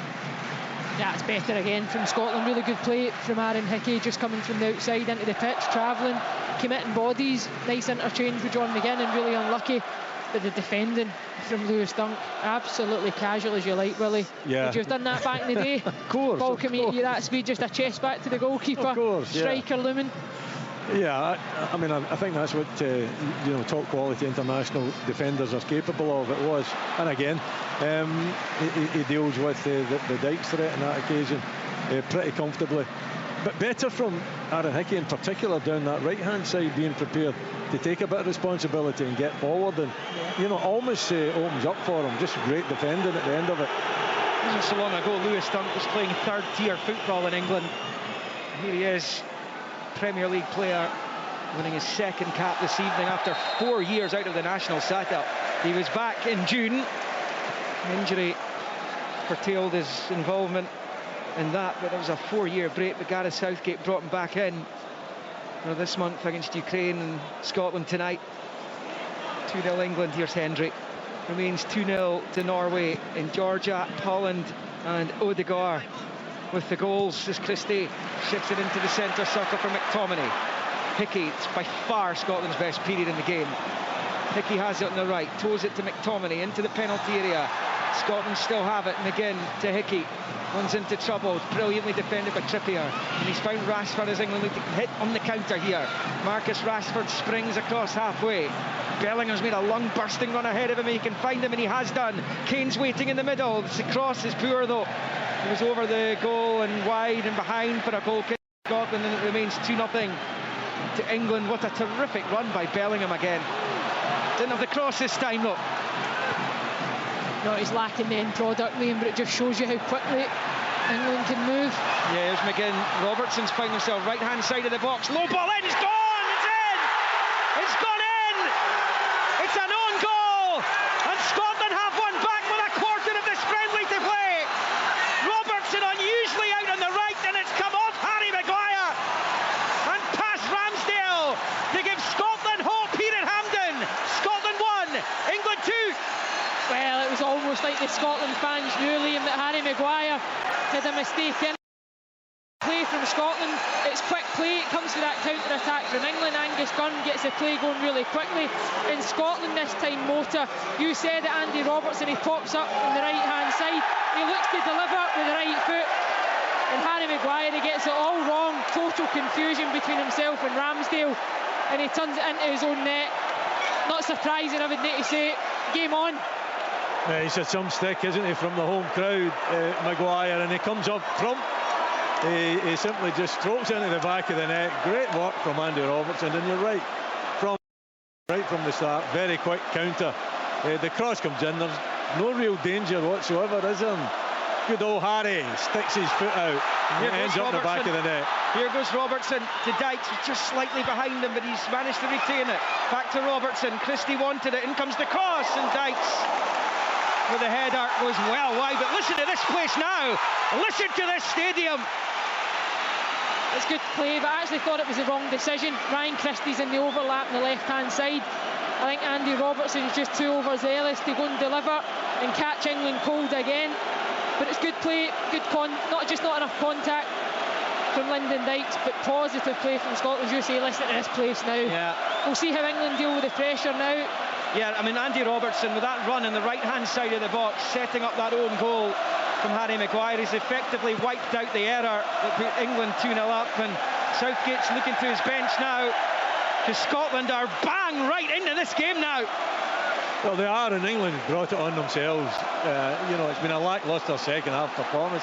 Nothing reflecting the performance you put up in the first half. In Scotland, they've got their tails up. And Robertson, this time he does pass it to Christie. It's not in space this time as he moves away from Walker. Rolls it back to Tierney and field to McGregor. And then into the centre circle for Hendry. There are just under 21 minutes left of this. This game is not over by any shot now. The gap reduced back to just the one goal. Here's Porteous. Out to the right for Hickey. I mean, this is so much better from Scotland, as Willie says, that England have clearly come off the turbo, but regardless, the changes have worked by Steve Clarke. Christie has been brilliant since he's come on. He's on the ball again on this near side, as that's rolled in field to McGregor to the right of the centre circle for Porteous. The double change for England coming up in just a moment. Scotland still in possession over on the right-hand side. There's McGinn. McGinn rolls it to Dykes. Dykes then back to McGinn. Plenty navy blue ahead of him. Ushers it out wide left for Robertson. Robertson looks up, crosses. It's a good one! It's headed over! What a chance! What a chance for John McGinn. 6 yards out, and he heads it over Ramsdale's bar. And it stays Scotland 1, England 2. It's a big chance. Huge chance for John McGinn. He'll be disappointed. Maybe just get his body a little bit too far ahead of the ball. If he times it properly, it's a great cross in, isn't it? And he's got to head that down. He's got to head the ball down. If he heads it down, he's totally free. He comes off his shoulder, actually. He gets it wrong, Willie, doesn't he? He does. He's got to do better when you see it back, because all it needs is a glancing header, because there's enough pace in the ball. The delivery is perfect, but he gets it wrong. It comes off the shoulder, and it's an opportunity missed for Scotland. Certainly England look to the bench now. Liam looking to try and change things up, try and get a stranglehold back in the game. Yeah, Bukayo Saka of Arsenal has come on, Foden's come off, Rashford's come off as well. And it looks as though they've brought on Eze as well, Eberechi Eze of Crystal Palace. It's a double change for England. Spain do have their third goal against the Cypriots in Scotland's group, incidentally. 3-0 up now, 2-0 to Norway in the game that truly matters. We expected Spain to win that one. Here come England then, in possession over on that left-hand side. Eze is just on. It's playing it short back the way it's now with Calvin Phillips. Phillips over on the far side. England have it. Rice back into his own half. Phillips short, and then back it comes to Maguire, whose own goal has given Scotland hope of coming from 2 goals down to get a positive result yet again. Having strung so many of those together. 6 home wins on the bounce, 11 qualifying groups matches in succession they have won. As Kyle Walker goes long, Eze's in behind the defence. Is he onside? Eze's in for England's third, and brilliant save by Gunn. Magnificent goalkeeping. Hendry back to his goalkeeper, and Gunn clears. It looked all the way that the Crystal Palace striker was going to score. It stays 2-1 to England. No, as it's great. Just make sure that he doesn't go down too early. Angus Gunn there as Eze gets himself totally free, coming in off the left-hand side. That gap again between wing-back and centre-back. He just gallops in. Touch as Hickey tries to get back, but Angus Gunn coming out, stays as big as he can. Should score. Definitely should score, but a good save. It's too easy though, Willie, isn't it? Because there's no pressure in the ball. No pressure in the ball holder. Naturally, as a back line, you've got to drop, and that's a couple of times tonight. Scotland have just, they've been too risky in terms of the height of the back line and allowed England in behind. Oh, what a ball by Walker to Trippier, into the Scotland box, low to Eze, back it comes to Trippier. Crosses in towards Harry Kane, he pushes his man, surely that's a foul as Kane lashes it home. And it will be a free kick to Scotland. Kane knocking that ball into the net that he scored into on his last visit here in 2017 as Spain grab a 4th goal and their 11th goal of this international window. It's Scotland 1, England 2 here, and it remains Norway 2, Georgia 0 in Oslo. I wasn't getting away with that one, was he? Kane, it was fully 2 hands in the back of, was it Andy Robert, or was it? I think it's Tierney. Tierney. And he's smart about it, Willie, as well, because he's back to Kane and he almost just kind of leans into him, knowing that he's going to try and gain that edge. He's probably not going to out-jump Harry Kane, it's a reality, so you can't beat them, join them, as they say. It is Bellingham leaving it for Kane. Bellingham gets it back, wriggling away from a couple of challenges, going down. No free kick, says the Italian referee, Massa, and then Kane slides in to pinch it back off McTominay. Once again, the referee's happy with that one. England with Rice. Dinks it to the right of the centre circle for Walker. These Scotland are making a game of this now. They were by far and away second best in that first half. Well, at 2-1 down with 15 and a half to play, and very much in this match. And they've got the crowd with them now as well. Harry Maguire own goal, reducing the arrears after Foden and Bellingham had given England a 2-0 half-time lead. Declan Rice chipping it to the right of the centre circle for Walker. The changes for England have made a little bit of a difference already. You can see that the last few minutes. Been their best spell in the second half. They're looking positive again, stung by that goal. It's brought Scotland back into the equation. What brilliant footwork there by Bellingham, dancing into the box, going all the way himself, saved by the foot of Gunn. And out it goes for an England throw-in on that far side. Jude Bellingham is only 20 years of age. He just dances through there, doesn't he? You know, I think you've got to state that it is brilliant. You would hope that one of our defenders would get a challenge in on him, but his footwork is sensational. And it's a good save for Angus Gunn again. Gets on his left foot. It's low to the near post and he gets it blocked. England in possession here. Walker right of the centre circle, back into his own half for Dunk, who plays it back to Walker on this near side. Walker down the right flank. Just one Scotland win against England since 1985. Don Hutchison's goal at Wembley in the futile 1-0 win in the Euro 2000 playoff, having lost 2-0 to those Scholes goals here. Phillips goes back to dunk. Of course, Christian Daly had that chance, which was unbelievably saved by David Seaman just a few years after he too denied Gary McAllister from the penalty spot at Euro 96. Christie goes back to Robertson, in field to McGregor. Phillips claims handball against McGregor. The referee disagrees. Scotland have it with Robertson, in field to McGregor. McGregor now to Hendry. Roll to the right for Porteous. Porteous forward to McTominay. Back to Porteous, rolls it forward to Dykes. Midway inside the England half, being forced back towards the halfway line. Finds Porteous, big switch from Porteous, looking for Christie, cut out by Walker, and then good spin there by Saka, surely being fouled. The referee eventually gives the free kick, and he's flashed the yellow card as well at Kieran Tierney, his club mate, albeit he's on loan at Real Sociedad just now. Tierney, so Arsenal's Saka, who wins the free kick. I think that's the longest jersey pull I've ever seen in a game. I mean, the referee, the yellow card out his pocket and the foul was still happening. Incredible. Walker took the free kick, but the referee wasn't ready. Craig Levine's with us watching. Craig, just bring you in for the last look here at the 13 minutes that are remaining. What are you thinking? I think Ryan Christie's changed the game. I think he came on with great intent to make a difference, and he's just provided that sort of forward momentum, playing forward, running forward, and he's just brought a new energy, and everybody else has fed off it, and we've raised the levels. Remember when, Craig, you were manager, remember beating 2-0 down to Spain? There was an OG, I think, when Piqué brought Scotland back into that one. They eventually lost 3-2, having got it back to 2-2. And Saka picks up for England on the near side, rolls it to the edge of the box. Here's Bellingham, just moving back the way a little bit, and then turns, clips it to the right-hand side of the box for Rice. And now it's Walker, time to take a touch, gets a brilliant cross in, knocked away by Porteous. Eze will pick it up, square ball to Rice. Rice finds, he almost found Walker. It was Christie got in the way. Spain 5-0 up now against Cyprus. Here's Saka, his effort charged down by Robertson. And a good period in the game this for England. Here's Rice. Rice looks up, gets the cross ball in. It was unorthodox the way he dealt with it there. He tried to flash it towards Kane. Hickey gets there first, but it's at the expense of an England corner on 78.5. Scotland 1, England 2. Hickey defends it really well, and it just shows you the vision and the quality that Declan Rice has got, because so many players just would not even have attempted or have seen that pass in the movement from Kane at the back post. But very, very good. Aaron Hickey can do nothing else but turn it behind for the corner. Lewis Ferguson's going to be on shortly for the Scots.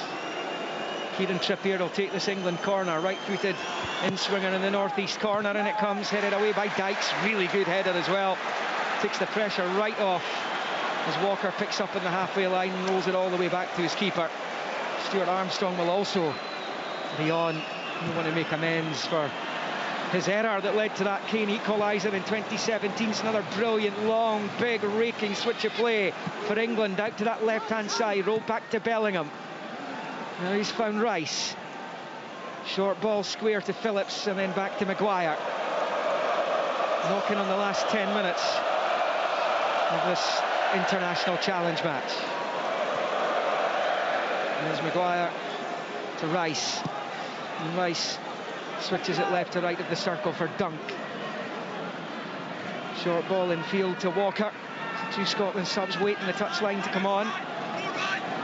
There's Phillips, forward to Saka. England are controlling things again, as they were in the first half. Perhaps not as much space are they creating as they did in the opening 45 minutes, but since the Scotland goal and the own goal, it's been all about England, and the changes, Eze and Saka coming on, have made a difference. And here's Bellingham picking it up. Christie snapping at his heels, but Bellingham shrugs him off. Lovely turn, knocks it through to Kane, and there's only one outcome when Harry Kane gets into that kind of position.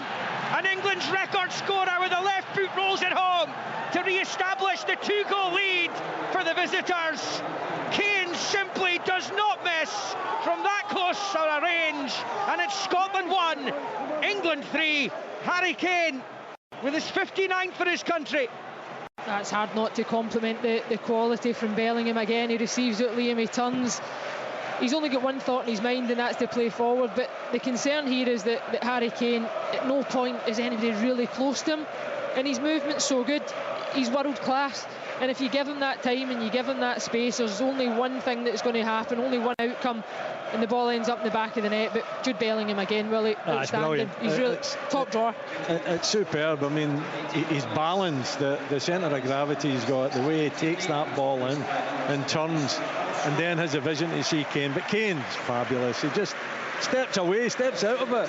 It almost looks as though he's not interested in getting the ball. He is interested. He knows exactly what he's going to do. And when that's laid in a plate in front of him, he's not going to miss that, is he? He just slides it into the back of the net. Again, fabulous play from England. It's what he does. Harry Kane of Bayern Munich nowadays. He's managed 3 goals in his first few appearances in the Bundesliga. Scotland's double change there. Then Tierney and McGinn have come off. Armstrong and Ferguson have come on. Lewis Ferguson, who started the season so well at Bologna, scored against Juventus in Turin. Took his goal really well in that 1-1 draw. And Scotland pick up a free kick, and it's knocked into Christie, but the ref wasn't happy, wasn't ready for it to be taken. 82 minutes gone, and that, you suspect, will be Scotland's chances of taking a positive result out of this game gone. Harry Kane scoring there, his favourite end at Hampden. It won't have the same kind of repercussions as the one he netted here in World Cup qualifying in 2017. But again, it's another lesson for the Scottish defence when you're coming up against a tier 1 side who have world-class forward players, and you don't get much more world-class than Harry Kane when it comes to the striker department. You cannot miss a beat as Armstrong swings the free kick in. Porteous does get his head to it. He's having a little look at the referee, claiming he was impeded as he heads it behind for a goal kick to England. And it will remain at 3-1 to England, which was the score the last time they came here on friendly duty when they won 3-1 at Celtic Park. Andy Robertson scored his first international goal that night as England prepared to make a double change. And again, that goal's just ended all Scottish thoughts and hopes of taking a decent result out of this one as Bellingham takes his leave of absence. And how good has he been? He's going to be replaced, I think. Callum Wilson of Newcastle's going to come on, and Conor Gallagher of Chelsea will also come on. Both of them have been started for their respective clubs this season. Wilson at Newcastle, as I say, Gallagher at Chelsea, and Kane comes off as well as Spain goes 6-0 up against Cyprus in Granada. It remains 2-0 to Norway against Georgia. The only way Scotland could have qualified for the Euros tonight was if that game ended in a draw. But first half goals from Holland and Odegaard have ended Scotland's hopes of that particular outcome this evening. Goals from Foden, Bellingham and Kane have ended Scottish hopes and thoughts of getting something out of this game, albeit it is just a friendly. As painful as it would be to the opposition that it is. It's a shame actually, Liam, because Stuart Armstrong and Lewis Ferguson were both readied, waiting to come on. And we've seen the impact that Ryan Christie's had in the game, as Craig came in and mentioned as well. Lyndon Dykes has had a contribution in that as well, added fresh energy, and I would have liked to have seen it stay 2-1 and hope that those boys could have made an impact. But the third goal certainly looks to have put it out of reach for Scotland. Yeah, but it was a brilliant goal, wasn't it? You know, Bellingham, I think it's been a privilege to watch him here tonight, to be perfectly honest. The turn was superb. Really difficult to pin someone with that ability down. You know, and you're asking midfield players to do it as well. And once he's past your midfield, and then I think it was Tierney, you can see he's watching the ball, he's watching Bellingham, when really perhaps he should be picking up Kane. But if he picks up Kane, Bellingham's right through. Yeah. Difficult situation. Do you know what? Birmingham City took a lot of stick when they retired his jersey when he left for Dortmund at the age of 17. It's looking like it could be a pretty historic thing to have actually done when you see what he's like at 20. What's he going to be like in 5 years? Yeah, he's incredible. It has been a pleasure to watch him tonight, and he's got that bit about him. I think it was Richard mentioned at half time, he's got a bit of bite, not a nastiness about him, but there's a competitive edge there with him, and to have that at 20 years old as well, to be able to bite and scratch and have a go at those senior players around you as well and demand more. He's got absolutely everything to his game, and he's only going to get better. That's why he's at Real Madrid. Yeah, player of the month in La Liga. His brother Job Bellingham, I think he's just 17 at the moment. He plays for Sunderland. He was player of the month in the English Championship, plays for Sunderland. And Dad was a footballer as well, not quite to the same levels as Jude Bellingham is already at his stage of his career in Real Madrid. Walker picks up on the near side. 4 minutes left. 3-1 to England. The England fans celebrating. And Willie, they've got to be happier now watching this performance tonight, surely, because they're hard to please. Yeah, I would say, maybe the beginning of the second half for about 20 minutes until Scotland really annoyed them and scored the goal. But yeah, I mean, it's been a top-class performance. First half, absolutely outstanding. And when they had to up their game a lot well, it was quite easily done. They just switched the engine on, didn't they? Up to gear. They've got quality, they've got class. They're a joy to watch. They are a top nation, and they're here tonight, so we can judge ourselves against them. And you can see there is a big gulf there, but at the same time, that's you've got to try to narrow that gulf if you're getting into the Euros. And I'm sure that Steve Clarke will take a lot from this game. Yeah, I mean, there are positive. Christie's impact when he came on. Angus Gunn's made some excellent saves. England pick up with Maguire. I think Nathan Patterson's going to be on shortly for Scotland. Their final change. Final chance for Steve Clarke to hand out a cap in this window. And he'll start preparations for Seville and the visit to Spain next month. Scotland win that one, they're through to the finals. Simple as that. It's not going to happen tonight unless Georgia do what Scotland did in Oslo in June. 3-0 down.